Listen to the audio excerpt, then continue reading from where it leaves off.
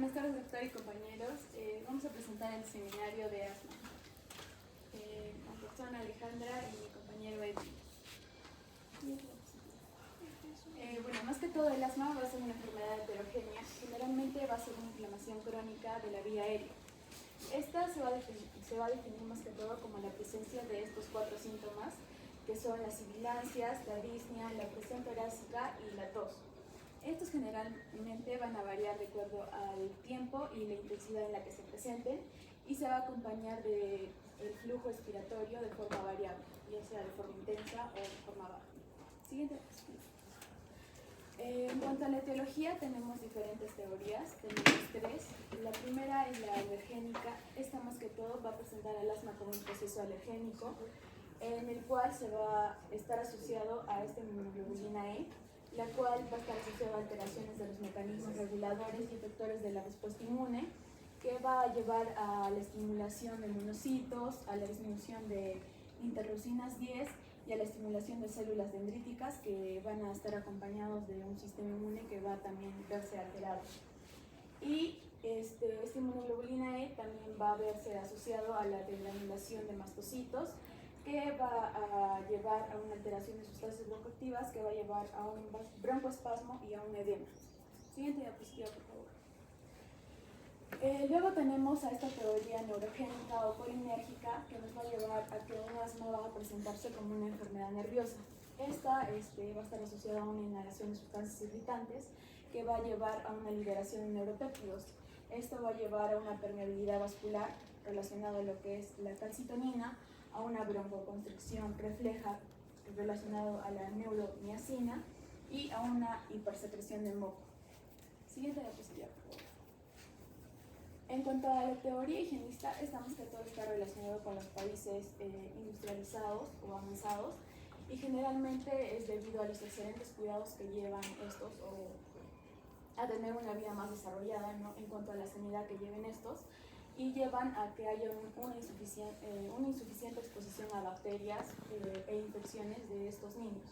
Hay un incremento de esta enfermedad que podría estar relacionado con un posible trastorno de la maduración del sistema inmunológico de los niños de estos países.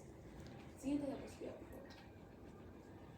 Luego tenemos a los diferentes factores de riesgos y también factores desencadenantes que van a llevar a que se presente este asma. Tenemos a los factores dependientes del huésped y a los factores ambientales. En cuanto a los factores dependientes del huésped, tenemos a los genéticos, a la obesidad y al sexo. En cuanto a los genéticos, tenemos a los que predisponen a la atopía y a los que predisponen a presentar una hiperactividad de la vía aérea. Y a los ambientales tenemos a los alérgenos, ya sean intradomiciliarios como los ácaros, animales domésticos, entre otros, a los extradomiciliarios como la polución, los hongos, las levaduras. Luego tenemos también a las infecciones, generalmente las virales, sensibilizantes ocupacionales, humo, sobre todo el tabaco, y a la contaminación y generalmente a la dieta rica en carbohidratos o grasas. Siguiente diapositiva. Regresa un ratito. Ojo que, por ejemplo, ahí en esta literatura no está alimentos. En otras literaturas, en otras revistas van a encontrar que sí hay sensibilización también a, por ejemplo, los alimentos como son los cítricos, ¿no?, o todos los alimentos con preservantes. Esos preservantes hacen que avive esa alergia con la cual ha nacido el paciente. ¿Estamos de acuerdo? Yo le digo a la mamá, descanse de esos alergenos dos meses, y a partir de ahí usted está como sano, denle un chocolate. Si tose en la tarde, ¿qué es? Será alérgico al chocolate. ¿Estamos? Que esté sano, le das una naranja en la mañana. Si en la tarde está tosiendo, ya sabía la respuesta. ¿Ok? Porque unos pueden ser más al chocolate, otros pueden ser más a los cítricos, ¿no? O como tenía un paciente que si se hospitalizaba 15 veces al año era poco. Pero como ya me conocía la mamá y ya le había explicado, doctorita, la verdad se me ha escapado. Se me ha escapado y ha ido a agarrar los cookies de su tío. ¿Se da cuenta? Otra vez, doctora, le dije que no vaya al paseo, ha ido y se ha revolcado en el pasto. ¿El pasto tiene flores? Sí tiene flores. No las vemos, que son flores pequeñitas. ¿Y tienen polen? Sí. Eso hizo de que escape otra vez. ¿Estamos? Entonces, todo esto hay que estar atenta en el contexto en que vive el niño. Porque me acuerdo la primera vez que vine a trabajar el primer día al Honorio Delgado, yo nuevita de neumóloga, y le explicaba al papá, si tiene perros, por favor. Dice que tenía un un perro así de este porte, como que la genialidad, no sé qué vas a hacer. Cuando le dije que tenía que ser, no, me dijo, yo lo quiero más que a mí, delante de mí. Entonces, ¿qué podemos esperar? Primero hay que hacer entender de buenas maneras, porque cuando también tú la atacas a veces no, se ponen reacios. Pero si tú mismo le vas diciendo en una, en otra, las cosas que le hacen daño, entonces vamos a ver. Hay doctores de aquí que no cambian su sábana todo el año, ¿o no? ¿Cuántos ácaros tendrán? Los que viven solos, pues, porque cuando están al lado de la mamá les cambia, pero los que viven solos. Si vieran, allá está a la derecha ese ácaro que está, bueno, 500 millones tiene. Por eso, así no se ensucia no la sábana, generalmente hay que cambiar cada 15 días. Y si no, ya hay los aparatitos aspirados de ácaros, ¿conocen o no? Están retrasados entonces para la maternidad. No, sí, los aparatitos como un ovni, ese chiquitito nomás es. Una cosa bonita, así pasas, el colchón, todo. Muy bien, siguiente. Se durmió. En cuanto a los factores desencadenantes, vamos a tener también diferentes grupos, factores ambientales, ya sean atmosféricos, domésticos, hongos, virus. En cuanto a factores sistémicos, igual, acá agregando igual a fármacos, ya sea antibióticos, alosaimes, alimentos. Ya, pero esto es, perdóname que no me he fijado, estos son factores de riesgo, es parecido al cuadro que tienes anterior. Los desencadenantes son esos que tienes allí, es decir, una infección viral, el humo del cigarro, el estrés, cambios de temperatura, cambios bruscos del clima, ¿ok? Esos son desencadenantes, como les acabo de explicar. Siguiente. Sigue. No. ¿Qué tienes que explicar de ahí?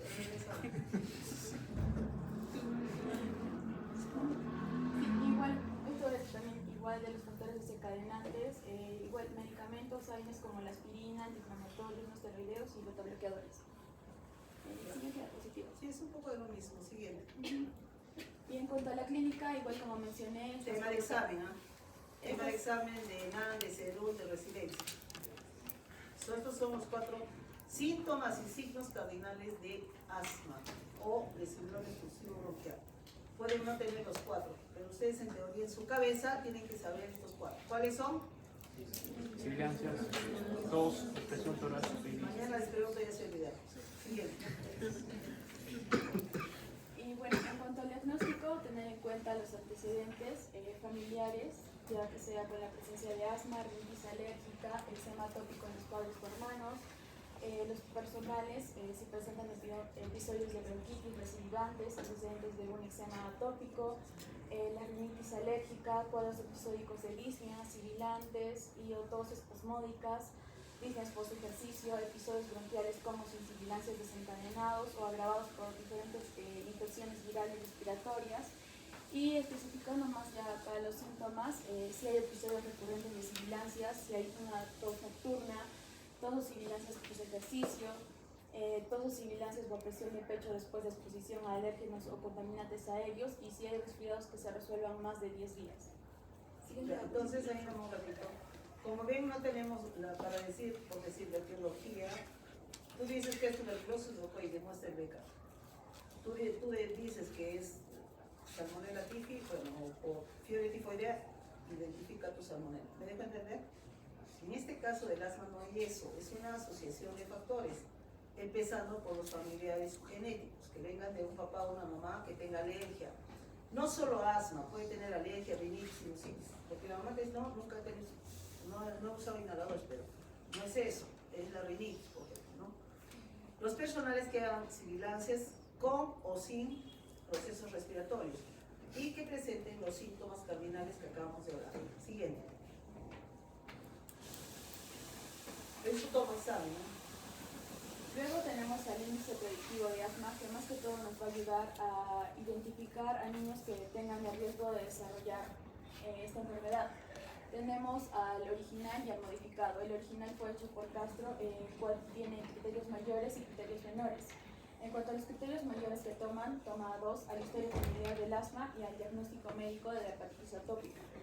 En cuanto a los criterios menores, toma un diagnóstico médico de rinitis alérgica, a sibilancia sin resfrío y a una eosinofilia hemática mayor o igual a 4%. ¿Y cuándo vamos a definir un índice positivo? Cuando se va a reportar episodios recurrentes de sibilancias en el último año y uno de 2 criterios mayores o 2 criterios menores. Y el modificado, más que todo, va a aumentar lo que es la sensibilización a mayor o igual a 1 aeroalérgeno en los criterios mayores, y en el criterio menor, los criterios menores más que todo va a sacar a lo que es el diagnóstico médico de rinitis alérgica y lo va a reemplazar con lo que es la sensibilización de leche, huevo o maní. Y va a poner a un índice positivo cuando se va a reportar 4 o más episodios de sibilancias con al menos 1 confirmado por el médico y un criterio mayor o 2 criterios menores.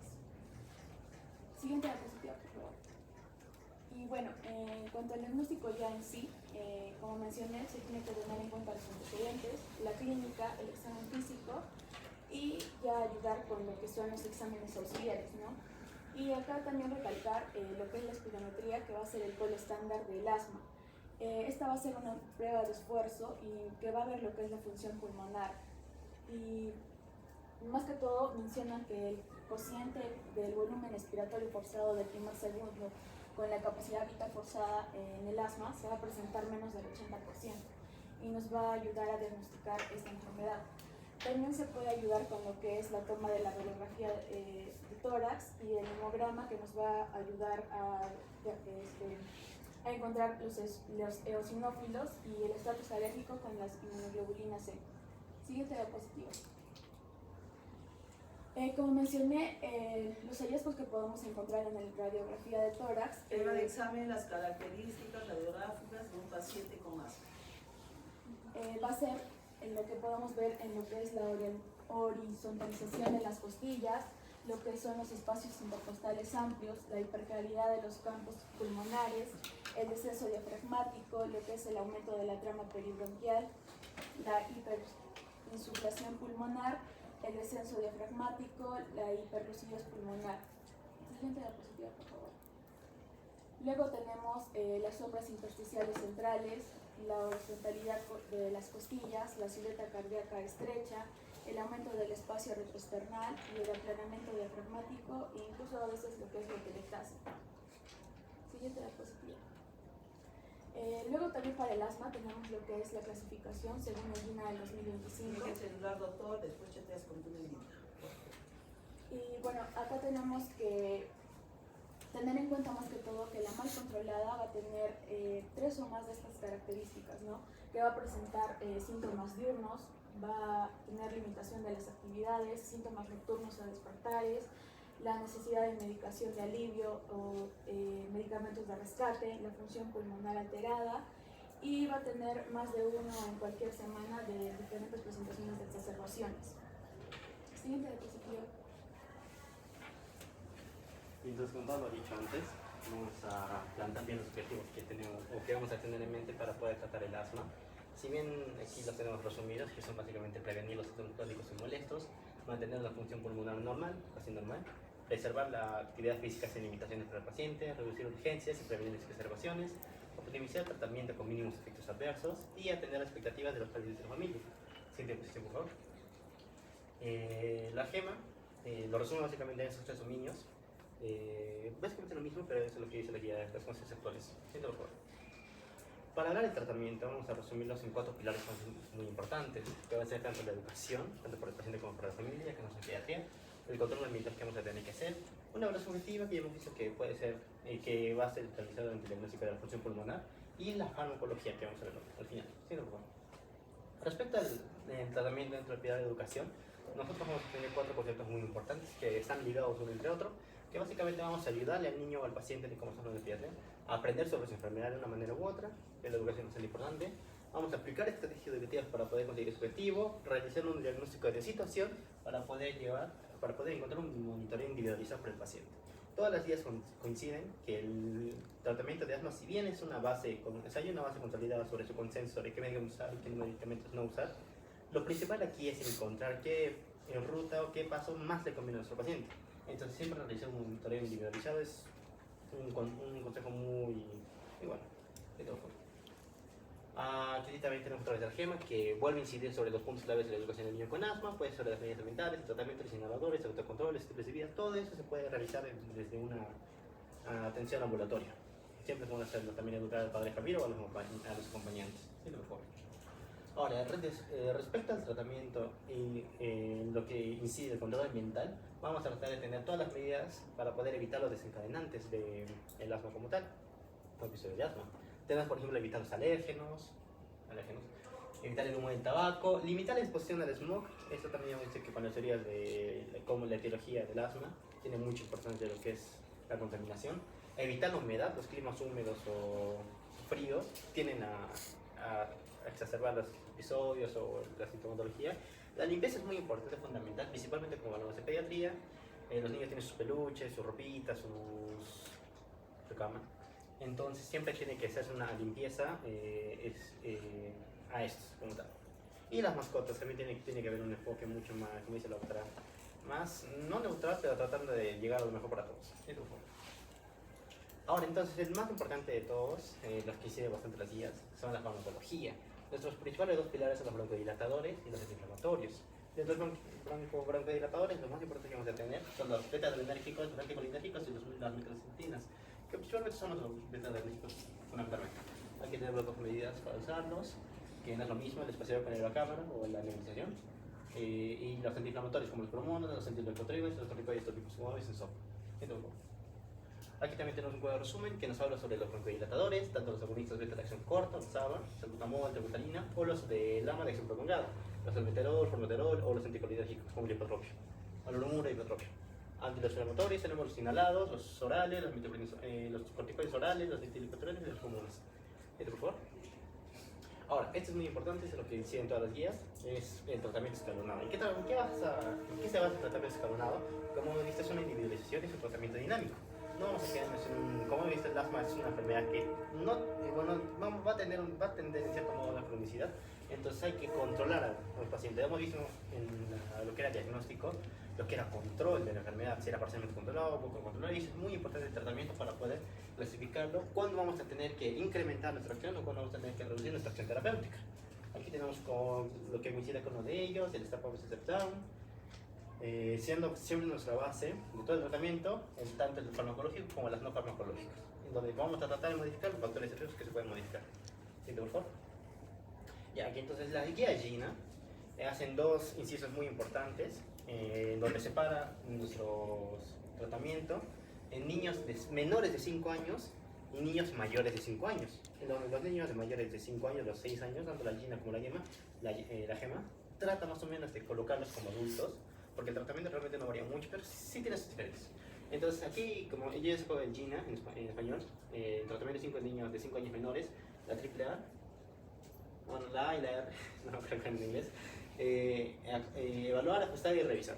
Es un ciclo que tiene que ser, que nos acerca más a un manejo personalizado del asma, no a tratar de quedarnos en una misma situación. Tratamos de evaluar todo lo que tiene que ver con el diagnóstico, ajustamos todo lo que tenga que ajustarse, revisamos para ver si es que nuestro tratamiento está dando frutos o no está dando frutos. Respecto a la opción de medicamentos, ya nos los hemos visto. La GINA tiene 4 pasos, en los que son menores de 5 años, donde empezamos siempre con los corticoides, con el control diario, los corticoides inhalados, todo lo que sabe en este tipo de pacientes, tanto controlados como los controladores, no van solos. El SABA, ya la GINA, tanto la GINA como la GEMA, habla sobre acompañar siempre con un corticoide inhalado. La razón es porque el debut de asma muchas veces es mortal. Entonces, es cierto que algunos papás no están atentos, pero también es cierto que hay asma de debut grave. Y hay muchas muertes por debut de asma en Estados Unidos sobre todo. Entonces, antes el primer paso era solo dar beta 2 y salbutamol. ¿Está bien? Ahora en el paso 1 está dar salbutamol y corticoides de baja dosis o de forma intermitente. En el paso 2, como ven, hay que subir la dosis de corticoide. Y en el paso 3 ya empieza a tallar lo que es el LAVA, que es un beta 2 de acción prolongada. Que no la veo. ¿Está? No, esta es la de 6 a 11 años y adultos y adolescentes. Y esto es para niños de 5 años. Aquí se hace la diferencia bastante porque en GEMA... Duplicar ahí dice la dosis, ¿no? O sea, ir subiendo. Sí. O sea, ya no es como antes. Antes era como temeroso de que tú subas de dosis bajas de corticoide a dosis medias o dosis altas. En realidad ahora no, por el bien del paciente. También hay que ver todo lo que está alrededor, ¿no? Porque mira, tú dices, un paciente no va mejor, entonces le subo corticoides. No, antes de subir averigua qué es lo que pasa. Que traiga el papá el inhalador al consultorio y te indique cómo lo hace. Algunas veces no sacan ni siquiera la tapa, entonces ¿cómo va a mejorar el niño? Estamos, son errores que o le dan solo la mitad del tratamiento porque tienen miedo, que no los va a dejar crecer, que se van a quedar chiquititos cuando ellos son dos chiquititos, ¿no? Sí, Y justamente por eso las guías deciden dando la educación de la familia. Ya hay bastantes capítulos desarrollando todo eso. Los pasos principalmente, como hemos visto, va a ser un step up, step down, siguiendo un control de 3 meses, asegurándonos si podemos aumentar un paso o disminuir un paso dependiendo de las exacerbaciones. Cuando bajamos, cuando el tratamiento está funcionando por 3 meses y aseguramos que no hay una exacerbación. Cuando subimos, en el momento de que hay una exacerbación, hay un operamiento de pacientes. Esto es para niños de 5 años o menores. En la siguiente, por favor. Aquí es donde tenemos lo que la Gina considera niños de 6 a 11 años y donde realmente tampoco le diferencia mucho con el tratamiento de adolescentes y adultos. También tenemos el mismo manejo personalizado del asma. Aquí tenemos los 5 pasos. ¿Qué diferencia los pasos sobre el control y los síntomas que va a tener? Si es persistente, si es intermitente, si es que llega a levantarse por las noches, todo eso. Eso más o menos va dirigido a qué paso va a empezar nuestro paciente. Aquí vemos los corticoides inhalados. Cada vez que hacemos un rescate por SABA, esto ya es lo que han cambiado. O no sé si lo han cambiado, pero lo han cambiado. Que cada SABA tienes que darlo con corticoides inhalados. No puedes darlo solito. Tenemos que dar las dosis de corticosteroide inhalado, dependiendo de dosis muy baja, moderada y alta dosis. Eso es lo que está dando básicamente. También se habla mucho de pero antes era el paso 3 de incluir el lava, como ven, estaba más retrasado, al paso 4 o 5. Ahora, como ven, lo están adelantando al paso 3. Ojo que en el otro, regreso un ratito al anterior. De niños menores de 5 años estamos nuevamente en el proceso de sibilancias en el niño. Entonces lo primero que tengo que preguntar, ¿es asma o no es asma? Entonces repaso la historia, examino y pido los exámenes correspondientes para que esté seguro, porque hay asma de lactante también, ¿no? Hay como diagnóstico. Pero verificar que esto no sea, o sea, todo lo que siempre es asma, la respuesta es no. Ahora continúa de la otra, por favor. Ya, esto es básicamente los 5 pasos. Como ya dice, para menores de 5 años hay 4 pasos, para de 6 a 11 años y adultos hay 5 pasos. Si bien la GEMA considera 6 pasos, ya Gina considera 5 pasos. Siguiente, por favor. Ahora vamos a hablar sobre la emergencia pediátrica, que es la crisis asmática. Sí, ya para acá. ¿Qué es la crisis asmática como tal? Es un empeoramiento agudo o subagudo de síntomas y de la función pulmonar respecto a un usado basal que implica la necesidad de administrar un tratamiento específico. Esta definición incluye los 2 criterios diagnósticos. Llamemos los criterios diagnósticos para poder detectar una crisis asmática. Tanto el empeoramiento de un empeoramiento agudo o subagudo de síntomas, así como la necesidad de administrar un tratamiento específico para poder salvar la vida o para poder calmar el episodio. Esto tiene 2 instalaciones, que puede ser una instalación rápida o una instalación lenta. ¿Qué es una instalación rápida? Por tiempo es menos de 3 horas. Lenta, 10 semanas. Hay más diferencias. Las rápidas tienen un mecanismo broncoconstrictor, mientras que la lenta tiene un mecanismo inflamatorio. Por lo tanto, el manejo es un poquito más distinto, pero es un poquito más especialidad. ¿Entiendes, por favor? Ahora, las desencadenantes, si bien son parecidas a las del asma, aquí tenemos que hacer la diferencia en que ya son específicos una crisis de asma como tal. Puede ser el abandono de la medicación habitual, infección del célula bronquial. Estas 2 son importantes porque son justamente estas las más comunes que desencadenan una crisis asmática, pero tardía o lenta. Estas 2 son las que importantes por cada uno. Y todo el resto son muy relacionados con crisis asmática y instalación muy rápida, que ya hemos dicho que son menos de 3 horas.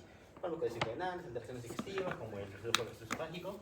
Las inhalaciones incorrectas, que también puede entrar un poquito más en lo lento, exposición a alérgenos, cambios bruscos de temperatura, tanto un poquito más ambiental, y también factores emocionales, donde se ha visto que episodios de estrés o emocionales van a causar episodios de asma en los niños. Ahora, con respecto a la clasificación, vamos a utilizar 2 escalas muy importantes. Una de ellas, la que se ha hablado, es la Pulmonary Score,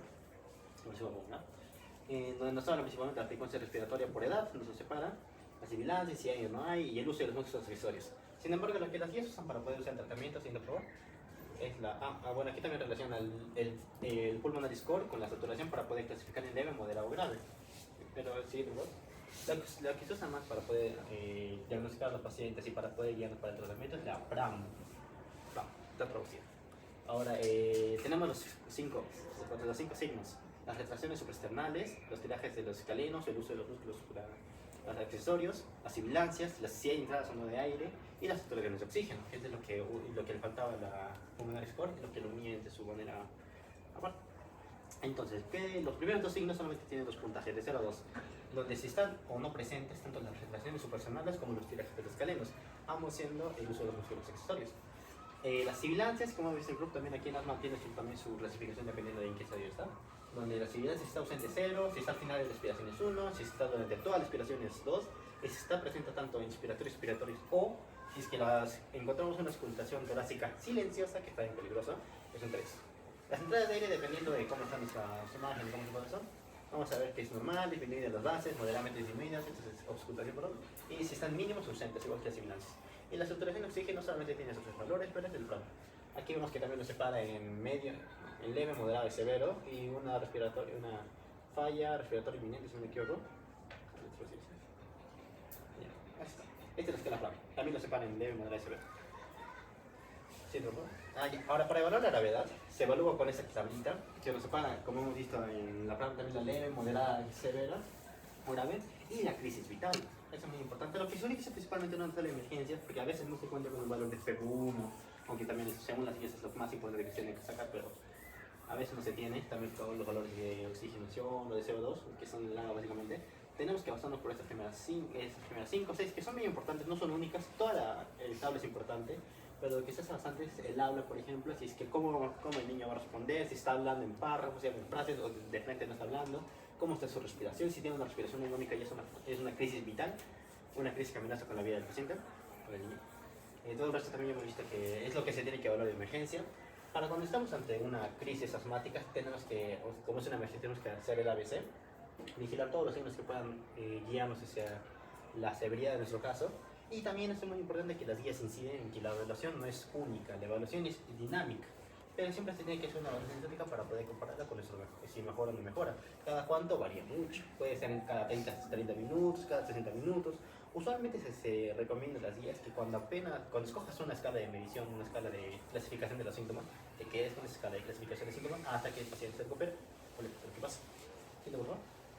Ahora, para el tratamiento ya hemos visto los objetivos de manera más simplificada, vamos a ver que son parecidos a la del asma, pero ahora nosotros tenemos la reversión de la obstrucción del flujo de aéreo, porque básicamente la crisis asmática es una obstrucción de este flujero. Tenemos los alivios de los síntomas, la corrección de la hipoxemia, la normalización de la función pulmonar. Las guías inciden que el tratamiento de una crisis asmática como tal, hablando de la emergencia, no del asma como tal, tiene que empezar en casa, ya que a veces no suele ser la primera presentación del paciente y que se puede tratar con los beta o con los tratamientos que le hayan dado y que desde ahí se empiece hasta llegar a la sala de emergencia donde puedan hacerse ya tratamientos más especializados. ¿Entiendes, por favor? Los tratamientos, sus principales pilares son estos: la administración de oxígeno, donde se administra mediante cápsulas binasales o mascarillas, según es indicado para poder llegar a una meta específica de saturación de oxígeno, que es el 94 al 98%. Los beta-adrenérgicos, donde se recomienda 2 a 6 tubos de salbutamol con espaciador, o si no tenemos las aerocámaras, ¿qué es espaciador de aerocámara? 2,5 miligramos de salbutamol nebulizado por cada 20 minutos en la primera hora, y si persiste se lo aumenta a 2 a 3 tubos por hora. Respecto a los corticoides, se recomienda la prednisolona oral, 1 a 2 miligramos por kilo, llegando máximo solamente a 20 miligramos por kilo en niños menores de 2 años, y son entre 3 y 5 años, ya que estamos hablando del agua pediátrico, de 30 miligramos nuestro top. Si no optamos con prednisolona oral, podemos hacer una metilprednisolona intravenosa de 1 miligramo por kilo cada 6 horas durante el primer día. ¿Sí, doctor? Y aquí tenemos un cuadrito ya que resume básicamente los fármacos y las dosis comúnmente empleados en el tratamiento de crisis asmáticas: los corticoides, la prednisolona, la metilprednisolona, aquí también hay la hidrocortisona, el salbutamol, el propio. Aquí tenemos alternativas entre los flacos previos, que puede ser tanto el salbutamol y el sulfato de magnesio. ¿Sí, doctor? Perfecto. Ahora, para el tratamiento de crisis asmática vamos a usar la clasificación que hemos usado para poder esto es el evaluar. resumen como que quede para ustedes para fijar el tratamiento, ¿está bien? El tratamiento de crisis asmática se va en 3 fases, algunas guías la explican: tratar una crisis leve, tratar una crisis moderada o una grave, o estar frente a un fracaso del tratamiento, que es lo más grave que podemos tener. Entonces, para hablar de la crisis leve, tenemos esta carita que previamente ya definía que es leve. Usamos un beta-agonista inhalado, 2 a 4 cursos en cámara, cada 20 minutos a 3 tandas. O usar un beta-agonista nebulizado También es salbutamol, pero con esa dosis. Entonces puede ser por aerocámara o puede ser nebulizado. ¿Cuál es la diferencia? Por aerocámara es mucho mejor. Por aerocámara es mucho mejor. Tiene mejor. Se recibe mejor el tratamiento como tal. ¿Lo has leído? ¿Cómo? ¿Has leído lo que estás diciendo? Y por Pero nebulización. no es mejor, o sea, mira, por ejemplo, si yo te digo ahorita, toma aire, no estoy viendo que entras nada que todo, toma aire, quédate, ¿ver? Con la boca abierta, hijo, con la boca abierta. Ya. Tiene que haber una expansión. El asmático, claro, estás en leve, ¿no es cierto? Pero el asmático tiene una respiración superficial cuando está en crisis. ¿Estamos? Entonces, ¿cómo va a llegar las partículas que echamos en el inhalador hacia adentro? No tiene esa capacidad de inhalar continuamente. Por eso es cuando son graves y son pequeños, mejor es la nebulización. Sí, justamente el nebulizado era, si bien no era tan, yo había leído que no era tan eficiente, pero se utilizaba en situaciones donde el paciente no podía respirar no por te sí voy a mismo. dejar mentir que sí hay literatura que dice que es igual PAP o nebulizado. Pero la experiencia y todo lo que vemos que hace el UCI, por ejemplo, cuando tienes un paciente muy grave, para que rompe espasmos, está intubado todo, nebulizas. Termina el frasquito, echa de nuevo la enfermera con sus botas, nebuliza. Termina la cantidad, nebuliza. Es una nebulización prácticamente continua. Sí, porque ¿Ya? está inconsciente básicamente. Justamente para pacientes inconscientes se recomienda la nebulización. Se valoran los corticoides orales Eleva un innecesarios poquito tu voz, no te escucho nada acá. y se reevalúa en 15 minutos. Aquí evaluamos la respuesta. Como yo he visto, es una evaluación dinámica. Con nuestra escala de medición evaluamos si está mejorando o no está mejorando el paciente. Si responde, se da el alta a domicilio. Uno metagoniza demanda y corticoides se iniciaron y se vuelve a reevaluar. Siempre la indicación de la educación del paciente. En caso de que no responda, ¿sí entiendes bien? Entramos en una, o si empezamos con un paciente moderado o si no responde con una crisis leve, entramos al manejo de una crisis moderada, donde aquí aumentamos el número de pulsaciones y seguimos usando la nebulización y también podemos valorar el uso del bromuro de hipatropio inhalado o nebulizado, también igual que la nebulización, una tanda cada 20 minutos, más o menos 3 ondas. Aquí usando así las corticoides orales. Y también aquí entramos con el manejo del oxígeno, que tenemos que tener una meta ideal de aumentar mayor del 94%. Reevaluamos a los 15 minutos tras la última dosis y lo mismo que antes. Si nuestros pacientes van mejorando, lo damos al alto domicilio con todo lo que hemos dado y la reevaluación en un día. O sea, aquí sí la reevaluación es más rápida que la otra. En cambio, de que no responda, si entendemos que está mejor, estamos ante el caso de una crisis grave. Nuestro principal pilar es el oxígeno. Luego también no quitamos nada de lo demás, seguimos con el antagonista, tanto en aerocámara como con nebulización, el bromuro de hipatropio, los corticoides orales, aquí ya intravenosos y tenemos que volver a reevaluarlo. En caso de que responda ya también le damos el alta y tenemos que volver a evaluarlo en un día. Mientras, en caso de que no responda, el manejo ideal es trasladar al hospital.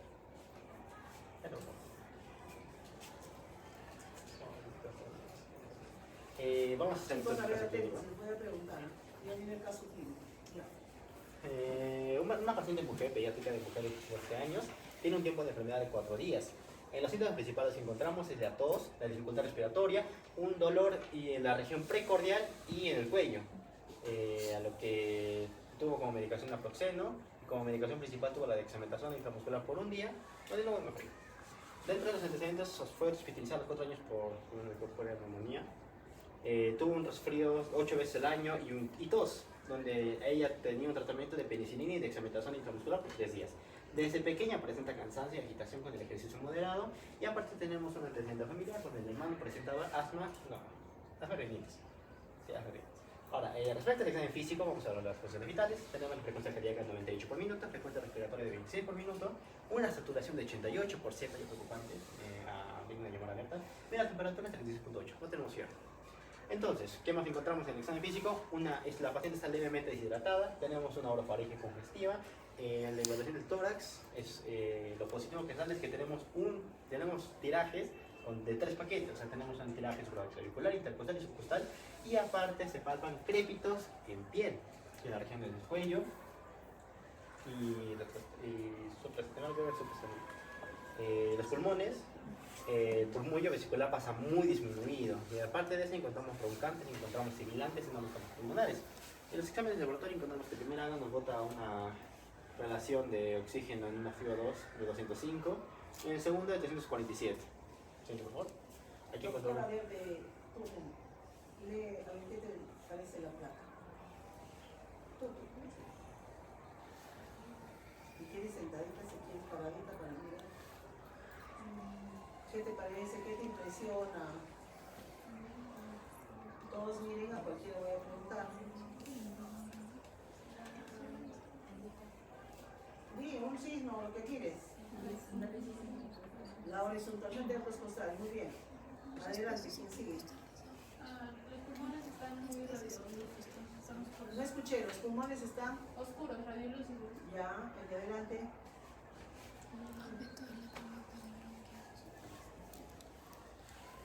Joven doctor, ¿cómo te llamas? Habla, que respira. Nena, tú que estás con el celular y la botella. Al cerrar, pues estoy mirando, no sé qué entenderás. ¿A qué miras? Estamos pidiendo que destruyan la placa, ¿qué les llama la atención? No aumento en la trama. ¿Qué más? ¿Tú, nena? Aplanamiento de la trama. Ya. Más. Ya. Doctor, ¿qué sigue? Rápido. Ahora se va. Tap, tap, tap, tap, tap. Nada. ¿Qué te llama la atención, pues? Ahí hay miles de cosas para decir, miles. No alcanza a los alumnos que están más ahora, ¿verdad? Doctor. Usted.